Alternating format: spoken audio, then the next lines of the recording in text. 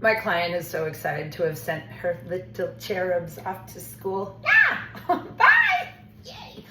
And I get it, but she also seems to think that like it's fall, and it's not. It's like weeks away. And but you know what? She's happy, and I'm just gonna leave her alone. Okay, I'm gonna make the apple and whole grain mustard dressing that she ordered for her kale salad. It's gonna have chicken and toasted walnuts in it. I know it doesn't sound amazing, and it is. So it's an apple and whole grain mustard dressing, and so it's like sweet and tangy. So if like you're psyched, then just like stay with me and just voyeur on. Now we're gonna start with sweet. I'm going with raisins. Helps it cling to the kale. Then I'm going with a little sherry vinegar because honestly I love it. But if you only have apple cider, go with that. I'm gonna throw that in there. I'm gonna let them all hang out. Going back to the sweet, because like I said, this is sweet and tangy. Apples. I am working with a Gala apple.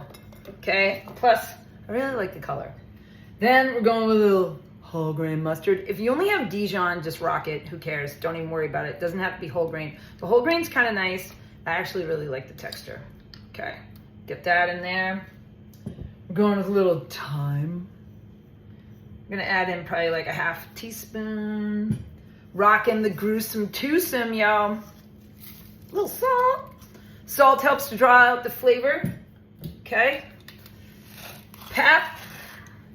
Now, we all know, as we learned in our last video, that you saved a mind. That was sweet of you. Okay. That fat's your friend. It carries flavor, but did you know?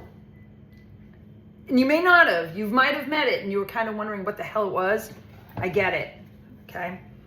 This is to help the oil pipe in to the dressing base nice and slow.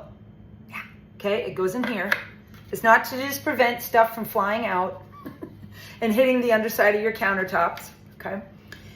You actually put the lid on, you put this on, and then you turn the machine on. I'm going to do that right now.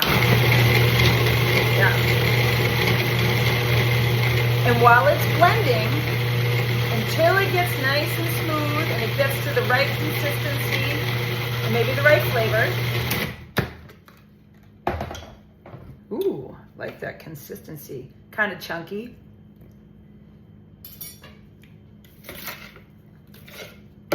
Okay, another apple. I'm gonna rack that in there.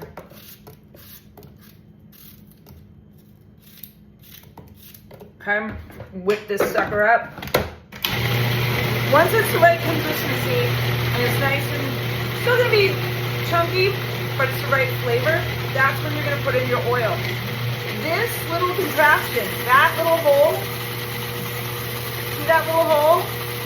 That's gonna allow it to pipe in nice and slow. Fun! Then the fat really is your friend. You don't have to add a lot. Yep, it's what it needed. So now watch. That's about a quarter cup. That's about 2 tablespoons, okay? Now, I'm gonna turn it on, watch.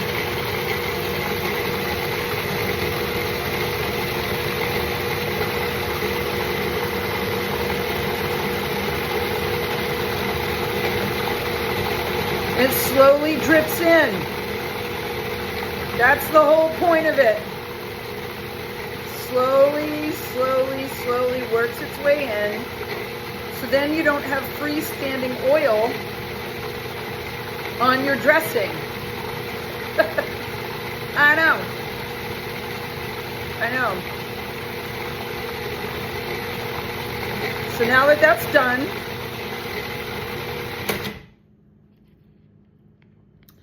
now I get to taste and see where it's at. See, like, okay, is this really, did it really work?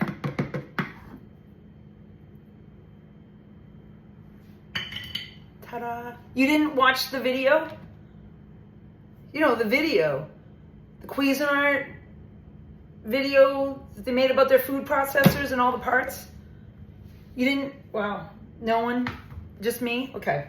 Because all right, I get it. I'm a geek. I don't freaking care. Okay? Look. Yeah. Oh my God.